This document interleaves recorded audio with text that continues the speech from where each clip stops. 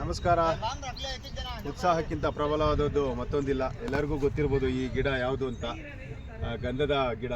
ನಾವು ಆಡುವ ನುಡಿಯೇ ಕನ್ನಡ ನುಡಿ, ಚಂದದ ನುಡಿ, ಅಂದದ ನುಡಿ, ಶ್ರೀ ಗಂಧದ ಗುಡಿ.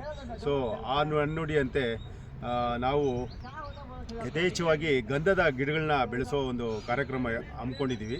ಸೊ ಇಲ್ಲಿ ನೋಡ್ಬೋದು, ಯಥೇಚ್ಛವಾಗಿ ಗಂಧದ ಬೀಜಗಳೆಲ್ಲ ಇಲ್ಲಿ ಸಿಗ್ತಾ ಇದೆ.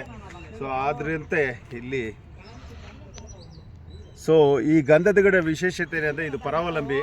ಸೊ ಈ ಹೊಸದಾಗಿ ರೀಜಿನೇಷನ್ ಆಗಿರೋವಂಥ ಕೆರೆಗಳಲ್ಲಿ ನಾವು ಸುಮಾರು ಗಿಡಗಳು ನೆಟ್ಟಿದ್ದೀವಿ, ಅಂದರೆ ಸಾವಿರಾರು ಗಿಡಗಳು ನೆಟ್ಟಿದ್ದೀವಿ. ಅದ್ರ ಜೊತೆಗೆ ಈ ಬೀಜಗಳನ್ನು ಹಾಕಿದಾಗ ನಾವು ಗಂಧದ ಗುಡಿನ ಮಾಡೋದ್ರಲ್ಲಿ ಸಂಶಯನೇ ಇಲ್ಲ. ಸೊ ಮುಂದೆ ಇದು ಒಳ್ಳೆ ಪರಿಮಳ ಸೂಸುತ್ತೆ ವಾಕರ್ಸ್ಗೆಲ್ಲ. ಸೊ ಒಂದು 20-25 ವರ್ಷ ಆದಮೇಲೆ ಒಂದು ಒಳ್ಳೆ ವಾತಾವರಣವೂ ನಿರ್ಮಾಣ ಆಗುತ್ತೆ. ಇದರಿಂದ ಒಳ್ಳೆ ಪರಿಮಳನೂ ಬೀಳುತ್ತೆ. ಗಾಳಿ ಎಲ್ಲಿ ಆ ಕಡೆ ಬೀಳಿಸುತ್ತೋ ಆ ಕಡೆ ಎಲ್ಲ ಗಂಧದ ಪರಿಮಳ ಬೀಸೋ ಒಂದು ಕಾರ್ಯಕ್ರಮ ಮಾಡ್ತಾಯಿದ್ದೀವಿ. ಇವತ್ತಿಂದನೇ ಸ್ಟಾರ್ಟ್ ಮಾಡ್ತಾಯಿದ್ದೀವಿ. ಯಾಕೆಂದರೆ ಹೆಚ್ಚಾಗಿ ಗಂಧದ ಮರಗಳು ಈ ಸರೌಂಡಿಂಗಲ್ಲಿ, ಅಂದರೆ ಕೆರೆಗಳಲ್ಲಿ ಇಲ್ಲ. ಸೊ ಆ ಒಂದು ಇನಿಷಿಯೇಟಿವ್ನ ಇವತ್ತು ತೊಗೊಂಡಿದ್ದೀವಿ. ಸೊ ನೋಡೋಣ, ಈ ಪ್ರಯತ್ನ ಮಾಡೋಣ. ಇಲ್ಲಿಂದನೇ ಎಷ್ಟೊಂದು ಬೀಜಗಳನ್ನೆಲ್ಲ ತೊಗೊಂಡಿದ್ದೀವಿ. ಸುಮಾರು ಅಲ್ಲಿ ನೋಡ್ಬೋದು, ಗಂಧದ ಗಿಡಗಳಲ್ಲಿ ಸುಮಾರು ಬಿಟ್ಟಿತ್ತು.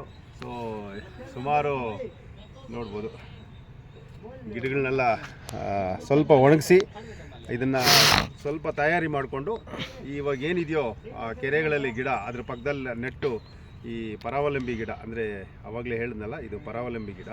ಸೊ ಇನ್ನೊಂದು ಬೇರೆ ಜೊತೆನೇ ಬೆಳೆಯೋದಿದು. ಸೊ ಒಂದು ಗಂಧದ ಗುಡಿ ಮಾಡೋ ಪ್ರಯತ್ನ. ಎಲ್ಲರಿಗೂ ನಮಸ್ಕಾರ.